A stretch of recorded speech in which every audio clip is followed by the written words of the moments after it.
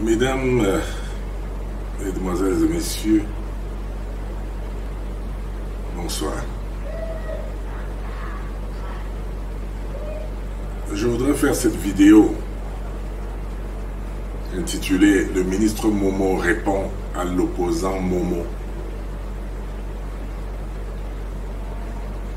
Au regard d'une vidéo qui est devenue virale sur la toile et dans laquelle l'opposant Momo que j'étais s'exprimait avec une certaine violence et je dirais même une certaine légèreté sur des sujets très graves.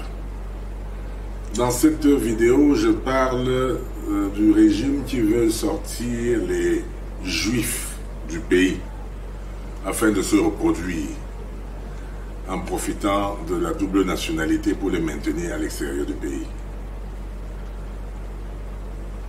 Je suis aujourd'hui à mesure de donner plus ample éclairage à cette affaire.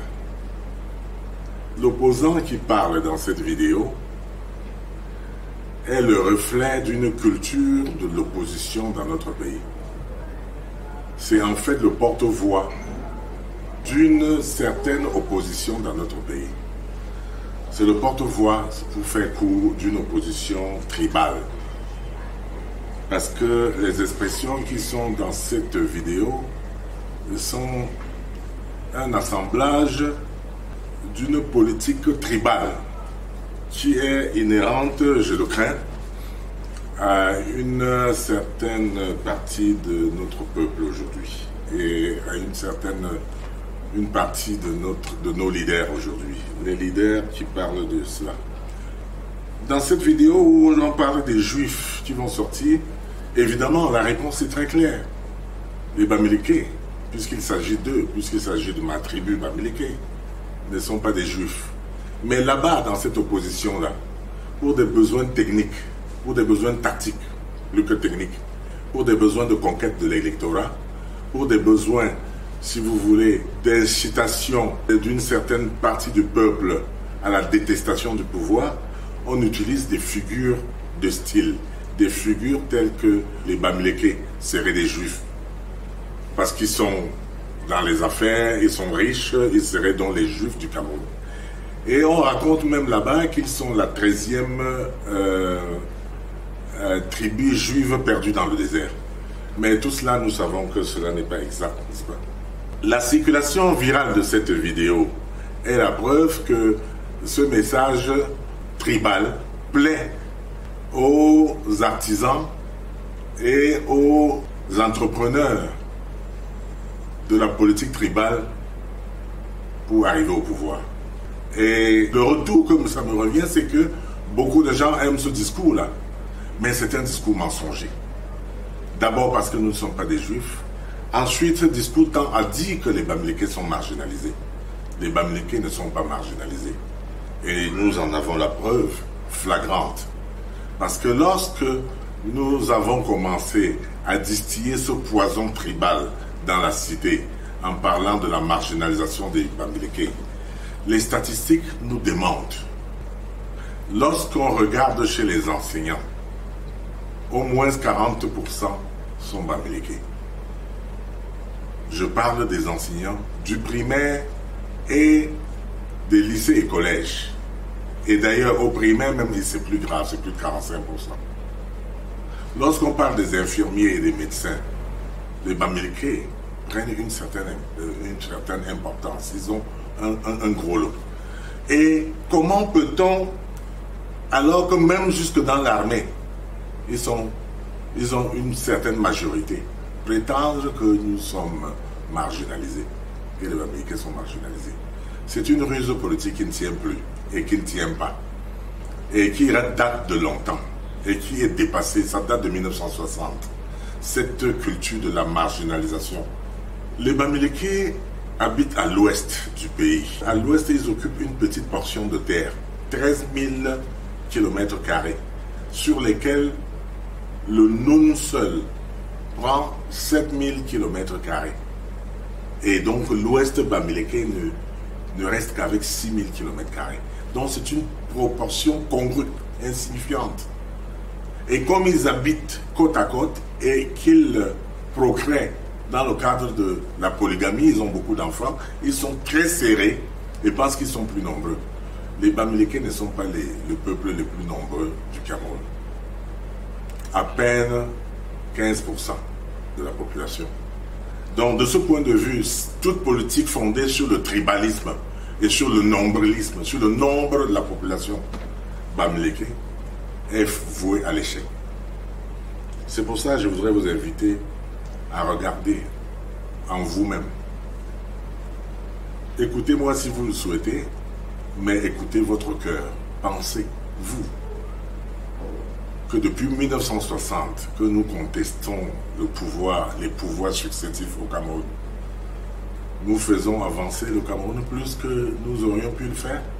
Comment peut-on dire que les Bamileke sont marginalisés lorsque on respecte le quota, n'est-ce pas, dans le cadre de l'équilibre régional? Et même dans le cadre de cet équilibre régional, nous remarquons que toutes les villes de l'Ouest sont reliées par au moins une route bitumée, ce qui n'est pas le cas ailleurs. Le Cameroun ne se construit pas seulement et uniquement dans le pays Bamileke. Donc je voudrais qu'on relativise cela et qu'on comprenne que si nos enfants Bamileke font de l'exode rural ou immigrent dans les autres pays, c'est précisément parce que notre terroir est infiniment petit. Mais lorsqu'on a émigré dans les autres parties du Cameroun, qui, plus que le Bamileke, profite, n'est-ce pas, de cette politique de l'équilibre régional? Qui, plus que le Bamileke, profite de cette politique d'intégration régionale, c'est-à-dire d'être intégré partout? Oui, vous avez raison de faire circuler cette vidéo qui retrace l'itinéraire d'un de vos leaders, un leader Bamileke, qui est le véhicule de transport de ce que nous faisons, de ce que nous disons dans nos chaumières, de ce que nous disons dans nos réunions tribales, de ce que nous disons au Lakem ou au Lakam. Je suis le pur produit de ce terroir-là qui a tété à la mamelle nourricière de ce poison tribal qui nous fait nous opposer aux autres. Et je dis que ma situation actuelle, ma nomination contredit même mes propos d'hier, puisque je disais que on ne pouvait même pas me nommer, étant donné ma violence de cette époque. Ça contredit. Mais si on m'a nommé là où je suis, je crois que c'est parce que j'ai compris que le Cameroun ne se limite pas au pays Bamileke. Que le Cameroun, c'est un ensemble, un tout, dont nous devons être fiers. Et que nous devons tout faire pour quitter du réflexe tribal à un réflexe national.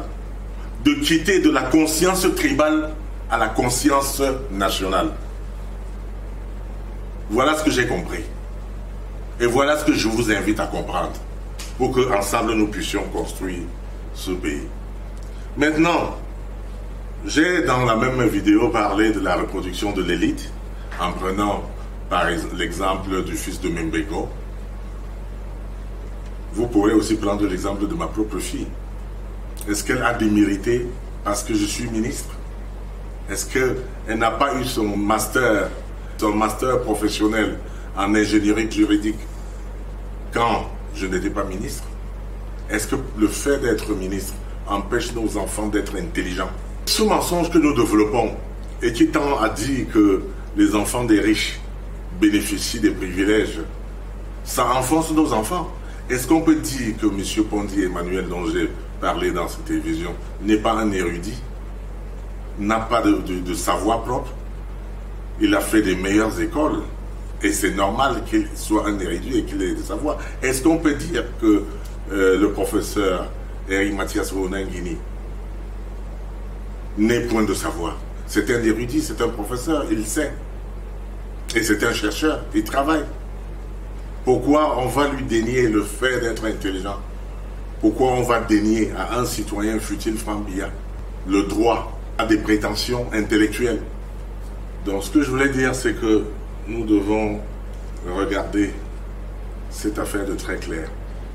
Nous sommes en train de faire sortir nos propres enfants pour aller à l'étranger. Nous sommes en train de les encourager alors que notre pays est encore vierge et il y a tellement de possibilités de les y employer. Il faut simplement qu'on évite de croire que tous les emplois sont dans la fonction publique. L'auto-emploi est extrêmement important dans un pays en devenir, dans un pays en construction, dans un pays en chantier. Et c'est là où j'aborde donc la question de la double nationalité qui a sans doute plu à beaucoup de gens. Lorsque j'ai dit que j'ai fustigé la double nationalité en prenant l'exemple de Mogo Betty en disant que quand il est venu, on a refusé qu'il puisse participer à la politique en disant tu es français. Mais oui, c'est normal. C'était très bien fait. Parce que dans les années 1960, quand notre pays a accédé à l'indépendance, on n'avait pas de la ressource humaine pour travailler, pour remplacer les Blancs. On a envoyé beaucoup de nos enfants à l'étranger pour se former et venir remplacer les Blancs. Ils ne sont pas revenus. C'était normal. Ce n'est pas une loi prise par le président Paul Biya. C'est une loi de 68 qui date du président Ahidjo. Et cette loi, c'était pour protéger les Camerounais et les Camerounais. C'était pour éviter que nos populations, nos jeunes enfants diplômés aillent travailler ailleurs. Or, ils ne sont pas venus. En dehors de Paul Biya, de Ferdinand Oyono, de Général Semengue et de quelques autres, combien sont revenus? Ils ne sont pas revenus. C'est normal, c'était normal que quand il revient, on lui dit non, non, non, on ne veut plus de vous, monsieur. Les populations de chaque pays constituent son équipe. Vous voulez que nous, on se sépare de nos joueurs, de nos meilleurs joueurs, pour qu'ils partent développer l'équipe adverse et que nous applaudissons et que nous soyons contents qu'ils partent développer les autres pays en laissant notre pays vierge, qu'ils partent profiter d'un pays qui a déjà été développé par ses propres populations en abandonnant son pays qu'il doit développer. Vous voulez qu'on accepte ça? Moi, j'étais d'accord à cette époque-là. Mais à l'analyse du pouvoir, à l'exercice du pouvoir, je suis confronté à l'exercice du pouvoir et je dis, on a besoin de tous nos enfants, on a besoin de toute notre équipe. Nous sommes un pays en chantier, on a besoin de tous nos ouvriers. Pourquoi vous voulez qu'on leur donne la possibilité d'aller à l'étranger, travailler pour des pays qui sont déjà développés? Mais ça va vous rattraper, parce que ça ne va pas durer.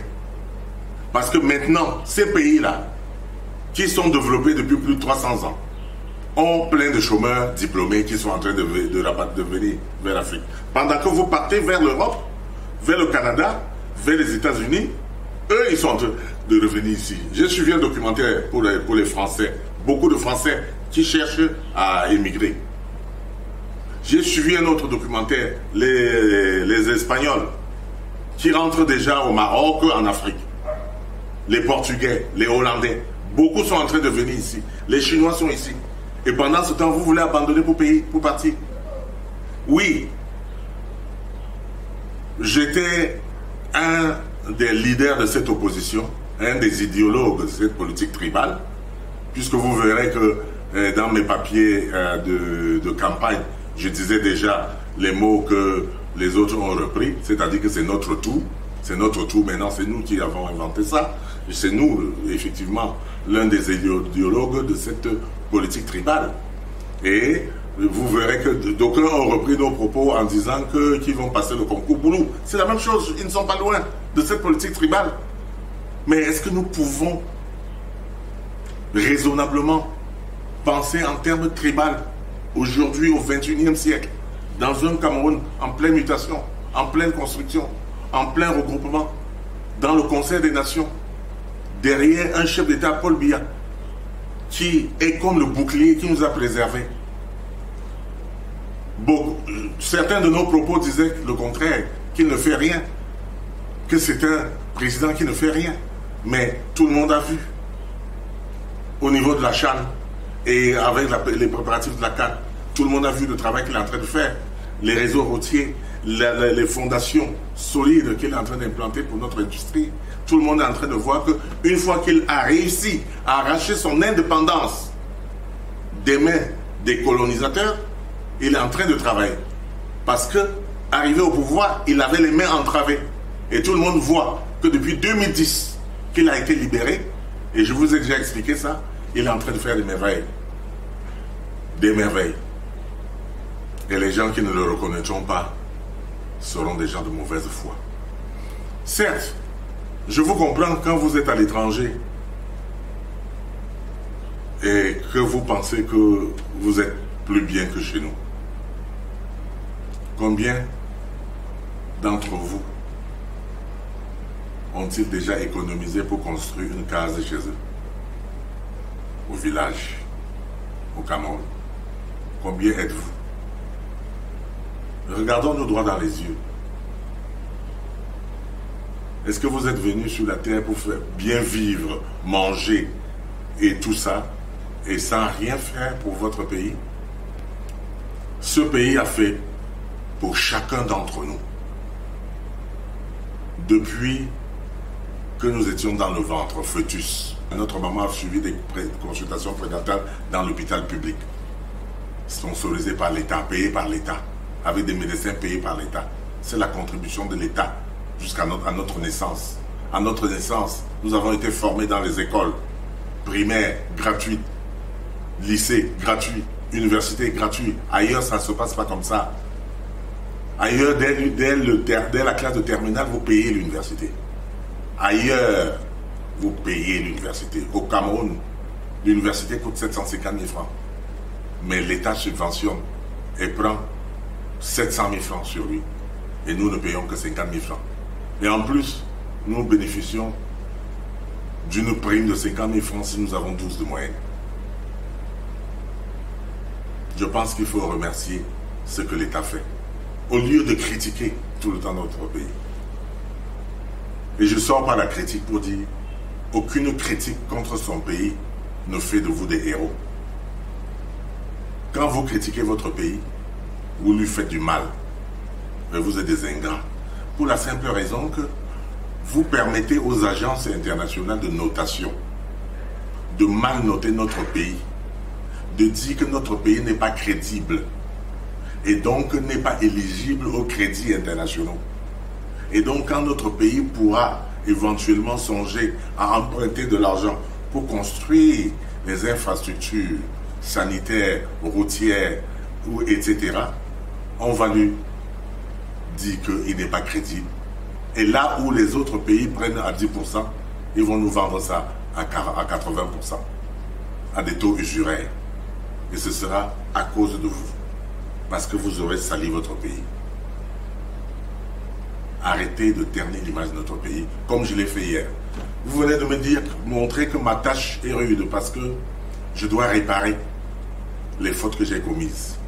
Je dois rétablir la vérité là où j'ai dit des mensonges, des inexactitudes, là où je vous ai trompé hier dans l'opposition radicale. Je dois essayer de vous éclairer. Et c'est mon devoir. C'est ma pénitence. C'est ma punition aussi. De faire en sorte que je ne sois pas celui qui vous a induit en erreur. De me racheter en vous ramenant sur le droit chemin. Je vous remercie.